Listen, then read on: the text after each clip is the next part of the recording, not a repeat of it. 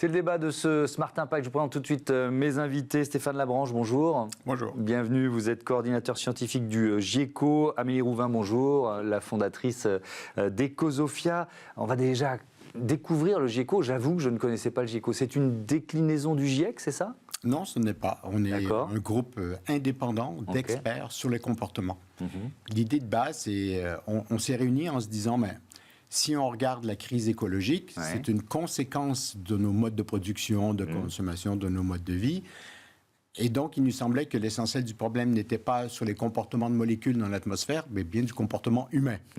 Et quand on a regardé au niveau international, il y avait pas mal de recherches sur les comportements, mais il n'y avait rien, en fait, de coordonné.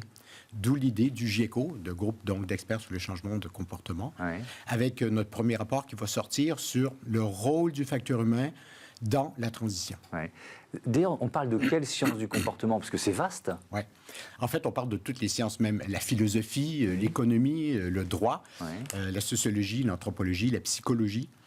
Puis on essaie d'aller un peu plus loin parce que quand on parle de biodiversité, par exemple, ce sont des humains, on rentre en contact avec des vers de terre, avec des pandas, avec des fourmis. Et donc, ce qui veut dire qu'on a aussi besoin de travailler avec des écologues, on a besoin de travailler avec des climatologues. Mais toujours avec cette emphase sur qu'est-ce qui fait que l'on change ou qu'on ne change pas en tant qu'humain. Même quand on reçoit de l'information scientifique qui nous dit il faut changer parce que sinon, ça va être la cata. Effectivement, et on est au cœur des enjeux parce qu'on se rend compte que l'acceptabilité finalement de cette transition, et peut-être qu'on a une responsabilité collective dans la difficulté à l'accepter, c'est ce qui la freine. Donc on est vraiment au cœur des enjeux dont on parle tous les jours dans cette émission. Pourquoi vous avez créé Ecosofia ? C'était en 2021, c'est ça ? Oui, alors Ecosofia, c'est en référence à l'écosophie, qui est un courant de l'écologie profonde. D'accord. C'est une approche holistique. Et pourquoi on en a besoin en ce moment ? Parce qu'en France, l'écologie est plutôt dévoyée. C'est une écologie politique qui est vue comme punitive ou alarmiste. Et là, c'est une approche intégrale, holistique, dans une dimension à la fois philosophique et pragmatique. Et Eco s'écrit avec un H pour apporter la dimension de l'humain, puisqu'on accompagne les entreprises dans la transition écologique au-delà du développement durable pour aller vers le régénératif. Et on accompagne aussi les dirigeants et les équipes dans leur propre leadership. Ça fait quoi ? Ça fait plusieurs décennies, peut-être 50 ans ou plus, que les scientifiques nous alertent sur la transformation, le changement climatique. Pourquoi leur message ne s'est pas transformé en action collective ? 50 ans, effectivement, de 1972, le rapport du Club de Rome, les limites à la croissance. Moi, ça fait 20 ans que je travaille dans le développement durable.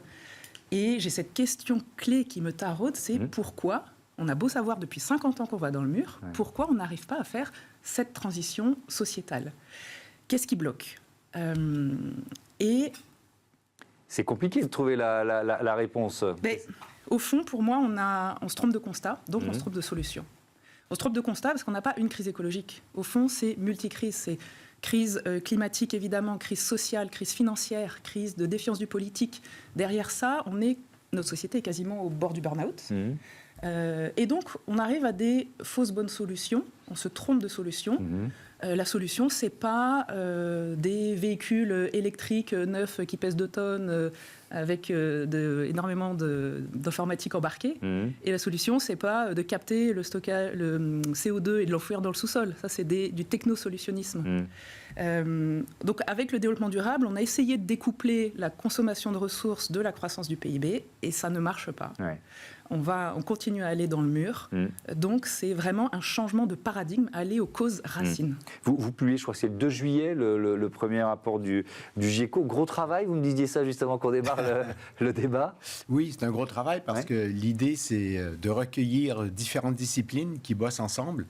Et on a tout un processus scientifique derrière. Donc, chaque chapitre est lu par 3 scientifiques extérieurs qui font des commentaires, des retours. Et moi, j'ai lu chacune des phases sur tous les chapitres. Mais on n'a pas voulu non plus en rester à un constat de ce que la science dit sur pourquoi on change ou on ne change pas. On a insisté auprès des auteurs pour nous dire, OK, selon vous, dans votre science de la communication, de la psychologie, de l'économie, quels sont les facteurs de changement qui peuvent aller dans le bon sens. Oui, c'est ça. Quelles recommandations, comment on peut finalement trouver des solutions. Ouais. Pour moi et pour le GIECO, ce n'est pas suffisant d'en rester à un constat, de dire ça va mal. Non. L'idée, c'est de dire, oui, mais la science a des choses aussi. Nos sciences comportementales ont des choses à dire très intéressantes et pertinentes sur, en fait, est-ce qu'il y a des choses qui ne fonctionnent pas et qu'on met en œuvre et des choses qu'on devrait faire qu'on ne met pas encore en œuvre? Alors, bon, on ne va pas révéler tout ce qu'il y a dans le rapport, évidemment, en avant-première, mais quand même, s'il y a une ou deux recommandations comme ça qui vous semblent importantes, nées de ce travail de recherche, de ce travail scientifique, vous diriez quoi? La première chose, c'est d'arrêter de penser qu'un argument écologique nous amène à changer de comportement. C'est pas vrai. C'est simplement pas vrai. Il faut penser à tous les autres co-bénéfices. Si on fait du vélo, c'est bien pour l'environnement, mais c'est bien aussi pour la santé physique. Ou peut-être que c'est plus rapide d'ailleurs que la voiture en pleine ville. Donc, passer par d'autres bénéfices. L'autre chose qui me semble très importante, c'est de ne pas passer simplement par de l'information cognitive. C'est bien la cognition, mais bon, on en est au 6e rapport du GIEC. Voilà. Les émotions sont plus importantes. Et là, il faut parler des émotions positives et négatives dans leur rôle. Mais je suis un peu sur la même voie qu'Amélie là-dessus, c'est de dire que peut-être qu'on devrait parler plus d'émotions positives par rapport à l'environnement, par rapport à la nature. Oui, on a d'abord été dans un catastrophe. Oui, on a d'abord été dans un discours alarmiste, anxiogène, voire culpabilisateur. C'est ça. Et donc ça, on sait que ça marche pas. Non, ça marche pas. Donc, il faut faire autre chose. Et ça, les sciences des comportements nous le disent en fait. Donc ça, c'est super important. Et puis, troisième chose, mais ça c'est un peu plus subtil, on a tendance à penser que ne pas bouger, ne pas changer, c'est simplement parce qu'on n'est pas intéressé ou c'est de l'immobilisme. En fait, c'est faux. Ne pas bouger est soumise à des forces très, très puissantes de ne pas bouger. Donc, par exemple, j'ai envie de devenir plus sobre, mais je vis dans une société qui m'encourage à chaque minute de ma vie à consommer plus. Et ça, c'est très puissant. C'est très, très puissant. Et donc, en fait, analyser et voir les choses de cette manière-là peut amener les entreprises, les collectivités territoriales, les associations à réviser leur positionnement sur comment accompagner les gens. Amélie Rouvin, comment, si on parle d'une entreprise, tiens justement, parce qu'on a quand même beaucoup d'entrepreneurs ou de cadres ou de salariés qui nous regardent, quel conseil vous pouvez donner, c'est votre métier, à une entreprise qui justement veut aller plus loin en utilisant les sciences du comportement pour embarquer ces salariés, puisqu'on n'a pas employé le mot management, mais ça rentre dans les leviers comportementaux. Il y a 3 chapitres dans le rapport là-dessus. Je rejoins ce que vient de dire Stéphane, parce qu'il y a 2 éléments clés pour moi. On parle des grands groupes, de la finance en responsabilité, mais au fond, ce n'est pas des coquilles vides. Derrière, ce sont des hommes et des femmes qui prennent des décisions, principalement des hommes. Donc c'est un sujet de facteur humain. Et deuxième élément, pour moi, qui est hyper important, et tu as parlé des émotions, c'est la reconnexion au vivant, à la nature. Parce qu'on vit dans une société, ici, où on est déconnecté, géographiquement, physiquement, on est éloigné des espaces naturels. Et des études ont montré que depuis les années 50, dans la littérature, au cinéma et dans la musique également, la représentation des animaux, de l'environnement a eu tendance à diminuer. Ça veut dire que même culturellement, à la fois géographiquement, physiquement, et même culturellement, on est moins entouré de la nature. Et moins on est en contact avec la nature, moins on en fait l'expérience, moins on va être sensible aux enjeux écologiques et aux politiques proposées. Donc vous dites aux entreprises, reconnectez-vous à la nature. Alors, oui. Entre autres, parce qu'il y a plein de leviers à activer, mais c'en est un. Mais c'est pas juste le dire, puisque effectivement le rationnel ne suffit pas. La dominance de notre cerveau logico-mathématique a été faite au détriment dans notre société et dans notre éducation des autres intelligences relationnelles, corporelles, intuitives. Et d'ailleurs, les bons leaders d'entreprise sont intuitifs. Mais on parle d'approche régénérative pour une entreprise. C'est un terme qu'on emploie souvent dans cette émission. Ça peut vouloir dire, d'ailleurs ça va être le thème du grand entretien dans un instant, aller jusqu'à changer de modèle. Complètement. Changer de modèle en profondeur. Et c'est ça l'approche régénérative qui va au-delà du développement durable. C'est pas juste rajouter le pilier du vivant, humain, non humain. C'est pas à part pour les rapports RSE. C'est le socle de tout. Le socle de nos économies, le socle de notre fonctionnement. Et qu'est-ce que c'est le principe du régénératif ? C'est mettre le vivant au cœur de toutes nos décisions et de nos organisations. C'est le principe de robustesse, alors qu'on est sur un système hyper performant, mais qui du coup rend nos sociétés fragiles. C'est le principe d'émergence spontanée, qui est de favoriser les conditions pour que les êtres vivants, et on peut prendre l'organisation, l'entreprise comme un élément vivant en soi, développent leur plein potentiel. C'est également le principe c'est la pensée systémique, alors qu'on fonctionne plutôt en linéaire et en silo. Et également, dernier élément important, la croissance limitée. Si on s'inspire du vivant, un arbre ne pousse pas jusqu'au ciel. Et donc, on va interroger les dirigeants à se questionner, à aller voir ces questions courageuses, profondes, notamment de renoncement à des activités polluantes, mais qui peuvent amener à des innovations.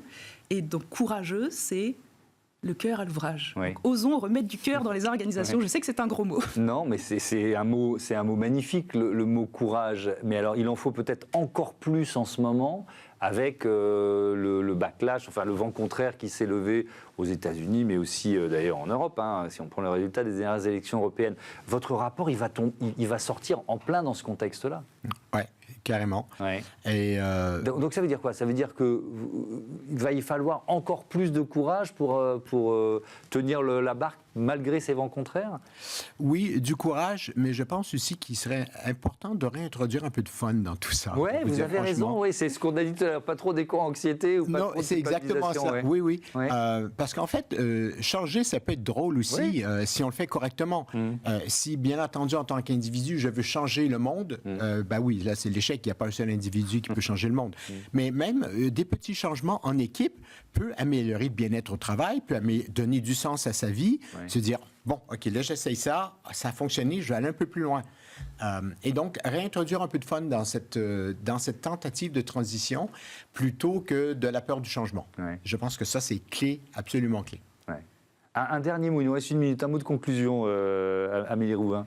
Remettre du fun et de l'expérientiel. Et d'ailleurs, moi, j'emmène les dirigeants en forêt, vivre l'expérience de la Deep Time Walk, la marche du temps profond, où on reconnecte aux 3,8 milliards d'années du vivant sur notre planète, à cet héritage ancestral. C'est la plus belle R&D de l'histoire.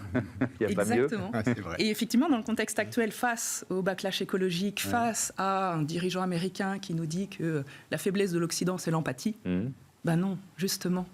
La clé, c'est le facteur humain, meilleure intégration du facteur humain et du vivant. C'est ça qui va nous permettre de réussir la transition sociétale. Merci beaucoup. Merci à tous les deux. On a hâte de lire le rapport du GIECO publié le 2 juillet. Merci et bravo pour ce travail. Je vous dis à bientôt sur Be Smart for Change. On passe tout de suite à notre rubrique Prêt pour l'impact.